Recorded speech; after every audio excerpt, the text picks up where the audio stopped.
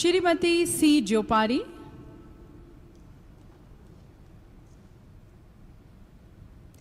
Ward अधीक्षक, civil अस्पताल, द्रौपुई, आइजोल, मिजोरम। आपने अपनी सेवा के शुरुआती वर्षों के दौरान आइजोल के प्राथमिक स्वास्थ्य केंद्र और दूर दराज के इलाकों में कार्य किया है। आपके द्वारा एक नवजात और 5 वयस्क व्यक्तियों को जीवन दान मिला। आप 2000 से अधिक प्रसव करवा चुकी हैं।